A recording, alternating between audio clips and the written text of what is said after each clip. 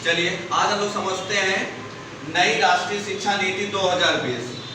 सबको पता है कि हमारी नई शिक्षा नीति जो है आ चुकी है, ड्राफ्ट जारी कर दिया गया है। अभी तक जो हमारा ड्राफ्ट जारी किया गया है वो मानव संसाधन मंत्रालय ने जारी किया है। सबसे बड़ा जो चेंज हुआ यही चेंज हुआ है, मानव संसाधन मंत्रालय जो है उसका अब नया नाम कर दिया गया शिक्षा मंत्रालय। सबको पता है मोदी सरकार नाम बदलने में बहुत आगे है, तो एक नया नाम लेके आ गई है, मानव संसाधन मंत्रालय अब शिक्षा मंत्रालय के नाम से जाना जाएगा। यानी मानव संसाधन मंत्री को आज से, यानी कि आज का मतलब ये 2022 से लागू होगा, अब शिक्षा मंत्रालय कहा जाएगा। अभी तक इसको कहा जाता था मानव संसाधन मंत्रालय।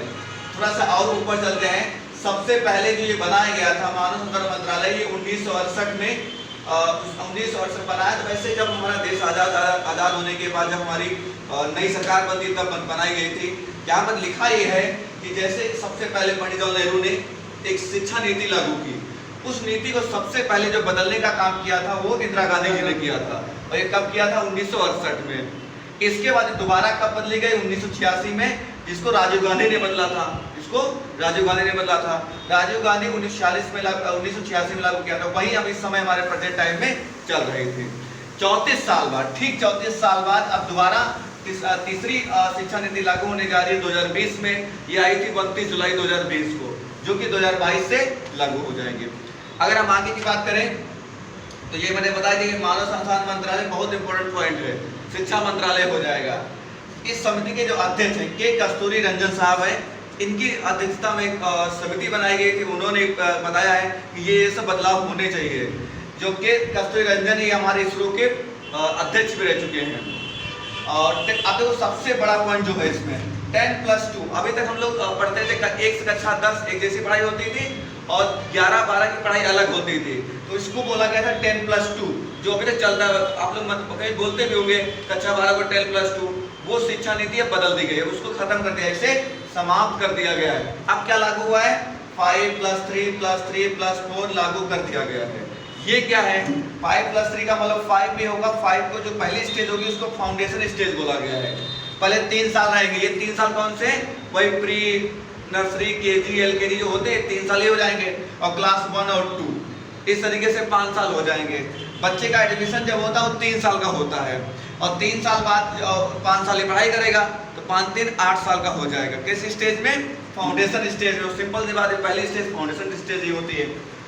और ये पढ़ाई जो होगी उसकी मातृभाषा में कराई जाएगी। अगर उत्तर प्रदेश से बच्चा पैदा हो उसको हिंदी पढ़ाया जाएगा, कर्नाटक में पैदा कन्नड़ पढ़ाया जाएगा, आंध्र प्रदेश से अन्य किसी राज्य है उसमें उसकी मातृभाषा, किसी की तेलुगु होगी, किसी की असमिया होगी, किसी गुजराती होगी, उसकी भाषा में पढ़ाया जाएगा।